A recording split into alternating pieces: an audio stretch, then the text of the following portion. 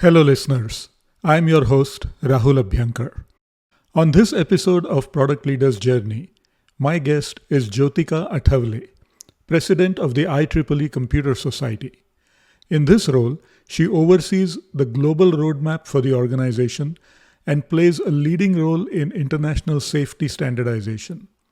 She was honored with the IEEE Women in Technology and Leadership Award for her contributions towards diversity in engineering and STEM. Jyotika is one of the leading experts in the area of automotive functional safety.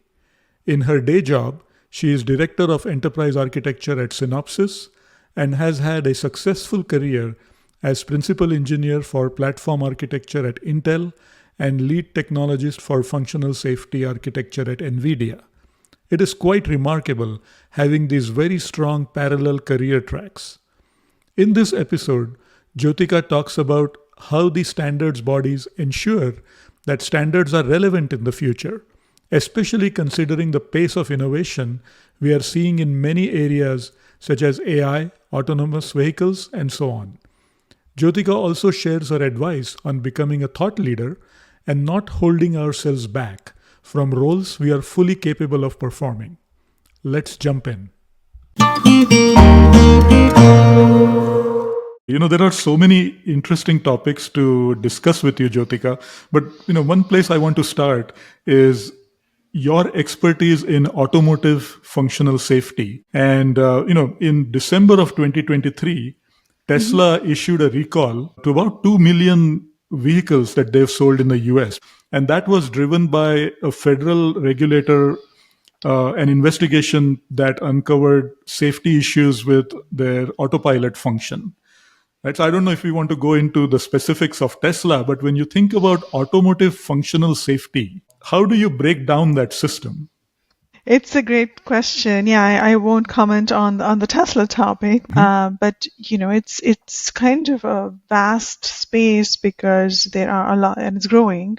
As we are looking at many different use cases in automotive, and also looking at new technologies. For example, now the intersection of AI, cybersecurity, and reliability, and how they interact with functional safety, making all of the trade-offs with the increase in terms of performance targets as well. The drive towards predictive maintenance, being able to predict failures before they occur in the field, which is really important for any safety critical system, but more so for autonomous driving. So for functional safety in the context of automotive, there are governing standards such as ISO 26262, which describe all of the different activities that need to be considered during the safety engineering process. And then there are other standards as well. The one that I'm closest to is the one I currently chair, which is the IEEE P2851 on functional safety interoperability, facilitating the data exchange across the application domains and looking at how we can seamlessly exchange that data using a unified set of methodologies and description languages and data models. But then there's, other standards as well. We're looking at now the dependability view of things. Functional safety can't be looked at in a silo or in isolation, but we really need to look at it more holistically in the context of reliability, availability, serviceability, real-time, cybersecurity, so that we ensure that a system is dependable, that the autonomous system is dependable, and the architecture is defined such that it meets the requirements of all of these technologies, for given use case. Yeah, that's fascinating. And, the work that you are leading with the standards committees in IEEE and the work that happens in the industry, it feels like the velocity of that work on both those streams is very different. How long does it take for a standard to be set, to be achieved? And I'm sure that takes a lot of collaboration between industry, academia, and so on. And then the pace of innovation in industry. So how do you balance those two things and make sure that the standards are, in Wayne Gretzky's words, you're going to skate to where the puck is going to be? It's a great question, and I think it's really important and relevant. In fact, I don't know how many times I heard this question this week itself. So it's been coming up a lot, and I think it's very important for sure. Standardization is kind of a slow process, right? And so typically 3 to 5 years is what I would think it would take. Average standard, at least in my experience in IEEE, and also the other standards I'm currently engaged with in other standards development organizations such as ISO. So I think when we start out with a problem statement, what is the problem that we are trying to solve with the standardization initiative? And of course, we are bringing together, many people, experts all across the industry, academia, maybe regulators, etc., and their time is all valuable. But we are really solving a future problem so that when the standard is published and it can be adopted and applied and will be still relevant, in the industry at that time. So really looking out, forward looking, and functional safety is still from that standpoint considered kind of an incubation technology, right? So it is one which is not really at that level of maturity. So we are working on standardization very actively such that when, it is in full deployment and mature, then, all of these standards can be widely adopted and implemented, right, by safety engineers, across different industries. Yeah. So you mentioned that when you think about a problem in a particular domain, you don't just consider the problems that are in that domain today, but also what are the problems likely to be in the future. And so, that aspect I thought struck a chord with me, because in my work in product management and for many product managers, there is such an importance of understanding the problems that customers face, that users face. But a lot of our focus tends to be on the problems of today. That's right. And then we have a solution to address those problems. And then over time, we have the opportunity to define roadmaps and understand and uncover additional problems in the future. So when Right. you start this problem discovery effort, and you say you want to, have to look at the future because the standards have to accommodate the a longer timeline. What the exercise that you go through to understand the problems of the future? It's a very important question, and I can give you an example of how we go about that, like in the Computer Society, the IEEE Computer Society, because I'm kind of closest to that. Yeah. And we have a team or committee that is also tied to the IEEE Future Directions that works on the technology predictions report, and we do that every year, right? So we published one this year as well as in 2024. As to what are the key technologies that will mature this year in 2024, both from a market standpoint as well as the ones from in IEEE. We also look at it from the lens of impact to humanity. So those are the two criteria we use. But regardless, just like IEEE, there are these organizations, also within companies and, across the industry that work on the technology trends and technology predictions, looking out there into the future and ranking these technologies, which are, the top ones. But within IEEE, we publish that report. We have a megatrends report. And then that report is then used to define the roadmap of activities that we need to focus on within the Computer Society, including standardization, right? So do we need to form new standards committees to focus on some of these new technology areas that are emerging that we are not already covering? And then what are the other activities we need to do in, say, conferences or publications or education, certification, skills development? So that basically feeds the roadmap for all of the activities, including standardization, identifying those gaps and making sure we are forming the committees and the study groups to drive the necessary powers for new working groups for new standards development topics. Great. How did you get involved in IEEE? At what point in your career that happened? Let's start there, and then I'll come to the next follow-up question, which is how do people get involved with IEEE? Yeah, a great question. I got involved first with IEEE as a student member when I was in college doing my graduate school in Iowa, and I worked with my advisor there to publish my first paper in a journal. And then once I started my career, I think most of my involvement was either through publications, doing more papers, or through technical committees, review committees for conferences, which were reviewing papers and mentoring papers. And then, when of course, conferences was also an integral part of that, goes hand in hand.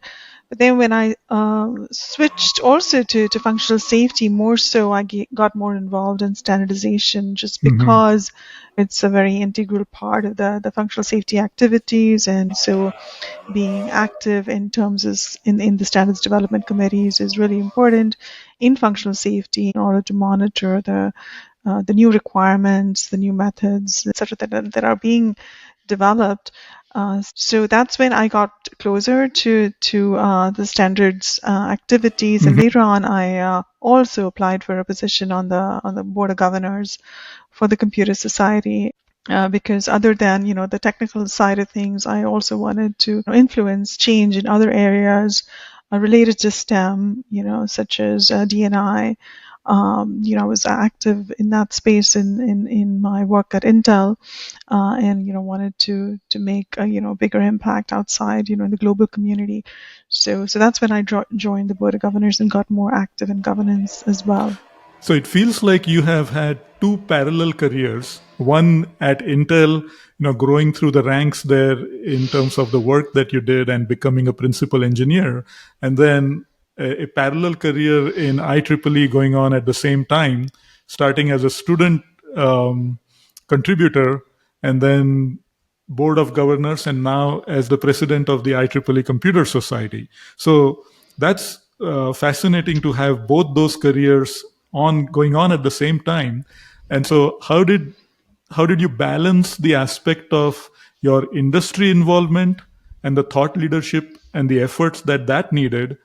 And was there a crossover between that versus with respect to your work that you did in Intel and Nvidia and so on? I always feel like, there's part of that is that intersection between your day job and, how it is relevant in the work that you're doing in these organizations across the community. So that was part of it.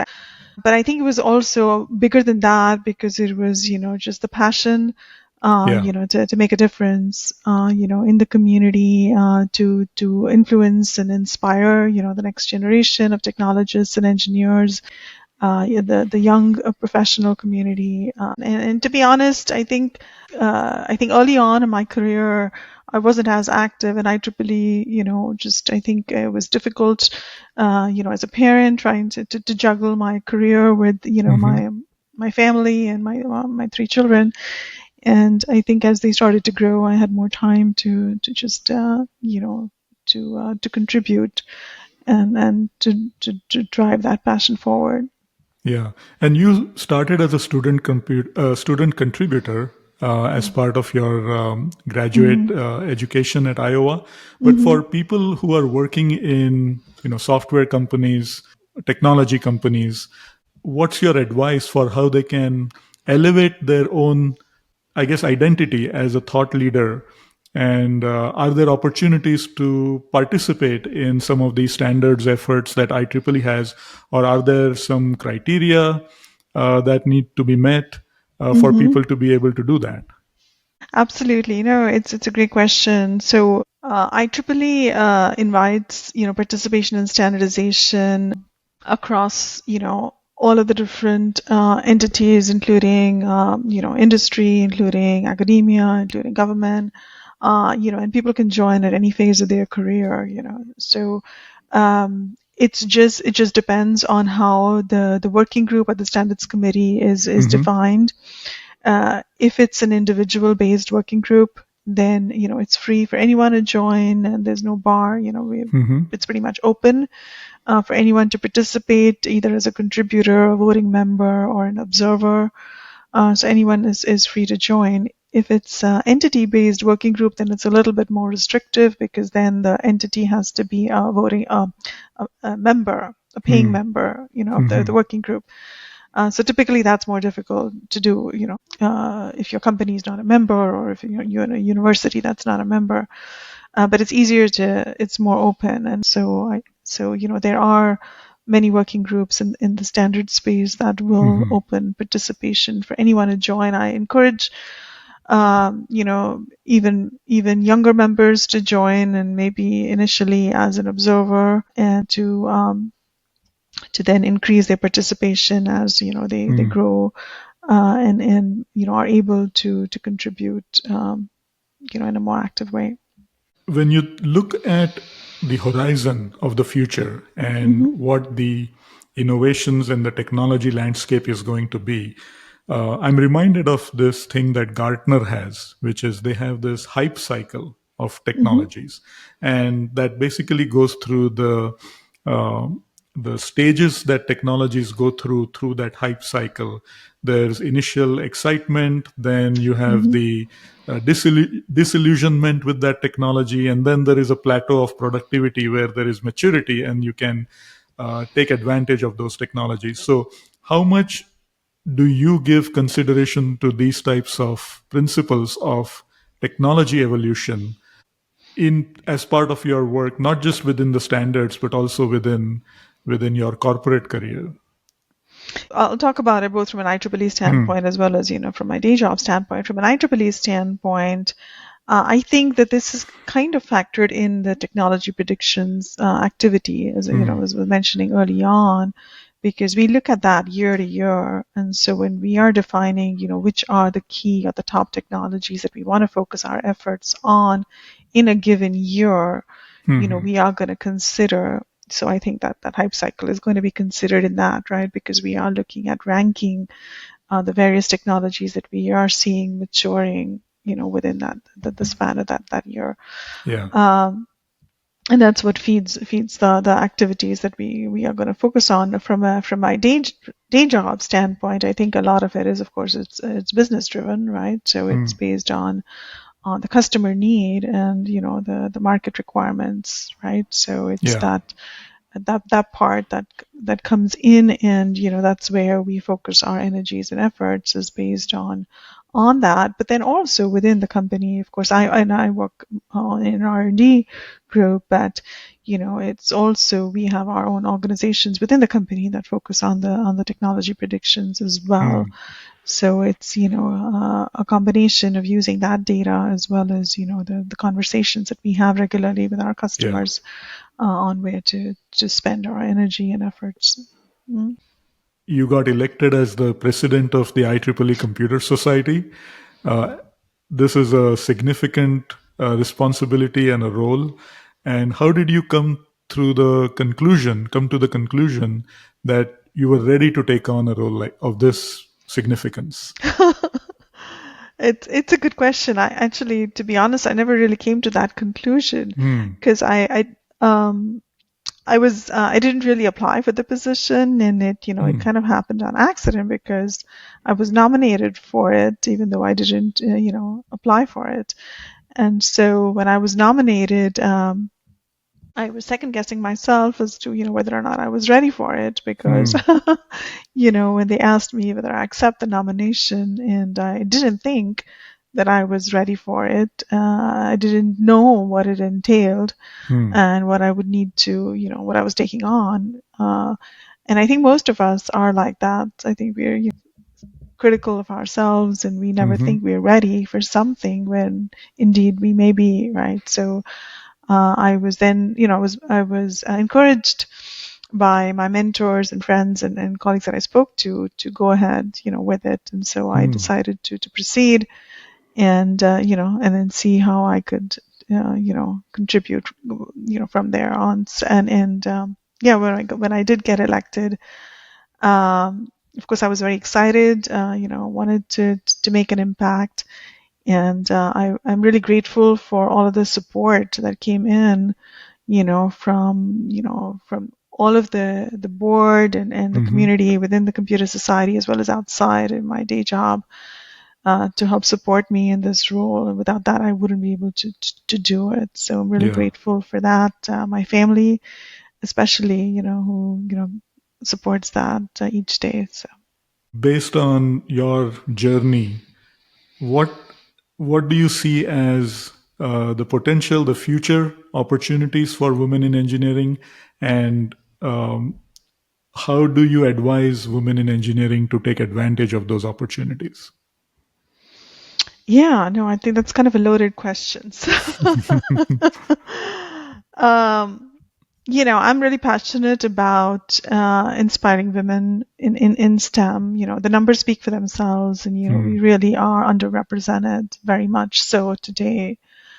And I think that there's a lot that all of us can do to help change that, to drive that change in the community. In IEEE, we have an organization, the Women in Engineering organization, that does a lot of work, to help inspire and encourage, women in STEM careers. But then also within each society, we have D&I committees that are doing a lot of work within the Computer Society.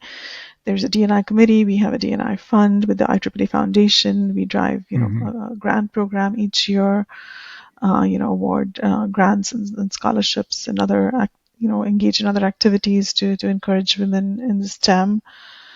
But I really think, this is really the time, where I think that it is the time when women can be empowered and, can bridge that gap that we are seeing, today in the industry.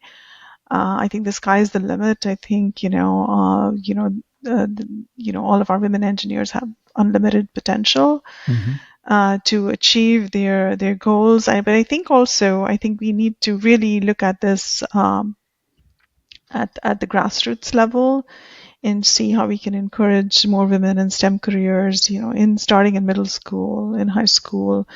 Having gone through that journey myself, I have a daughter who's now working in the computer science field, and also being in a family of women, I have a sister, and my mom was a very strong role model for us. I think that making those choices early, influencing those choices, helping provide that support system and encouragement at those early years. But then it doesn't really end there. I think women see a lot of challenges as they start their families, to be able to balance that with their day job and, build a career. So really having that support system all through that period. I mean, I've seen a lot of my colleagues, engineers that I went to school with, leave the field sadly, later on in their careers, because it was very difficult to balance with their family obligations and commitments. So I think that there's a lot that we can do to support women all through their careers, and it becomes more and more lonely, I think, as you get to the higher levels, because there's just very few women up there. And then it becomes more and more difficult for them as well to cope with the demands and to be able to influence and to be able to drive change, at that higher level. So it is, there's definitely work to do, but I know that we can get there. And thankful and grateful that there are a lot of people who are supporting that and, working together to make it happen. Yeah. Who are the leaders that you've been inspired by? Oh, there have been many. So I think, growing up, I was inspired by J.K. Rowling as well. I think that she's a great writer. And, I was also inspired a lot by my father, and he always, gave me good advice and, was a great role model for me in many ways. But then, I've had several role models, through my journey in my career, at work, at my companies. So, continue to get inspired day to day. Great. Awesome. As you look across the landscape of technology and innovation, obviously AI is the rage nowadays.